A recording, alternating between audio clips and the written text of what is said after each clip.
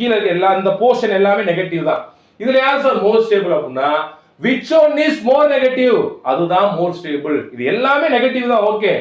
ஆனா இதுல எவே மோர் நெகட்டிவோ அந்த மெட்டல் ஆக்சைடு தான் ஸ்டேபிள். நல்லா தெரிஞ்சுக்க கொடுத்துருப்பாங்க அலுமினியம் குரோமியம், சரிங்களா?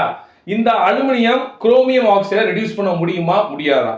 இல்ல குரோமியம் அலுமினியத்தை ரெடியூஸ் பண்ணும், அலுமினியம் ஆக்சைடை ரெடியூஸ் பண்ணுமா பண்ணாதா? நான் எப்படி சார் சூட்டல் போடுறது? இப்போ உதாரணத்துக்கு பாருங்க, நான் குரோமியம் ஆக்சைடை ரெடியூஸ் பண்ணணும். குரோமியம் ஆக்சைடு ரெடியூஸ் பண்றதுக்கு அலுமினியத்தை யூஸ் பண்ண முடியுமா முடியாதா அப்படின்றதான் கொஸ்டின். முடியும். ஏன் அப்படின்னா the aluminum formation line is below the chromic oxide. நல்லா தெரிஞ்சுக்கங்க. இத காட்டிலும் இது மோர் நெகட்டிவா இருக்கு. அப்ப இது மோர் ஸ்டேபிள் than chromium oxide. அப்ப என்ன பண்ணும்? அலுமினியத்தை நீங்க போட்டீங்க அப்படின்னா இந்த குரோமியம் ஆக்சைடுல இருந்து ஆக்சிஜன் என்ன பண்ணிக்காது? பறிச்சுக்கும். நல்லா தெரிஞ்சுக்கங்க.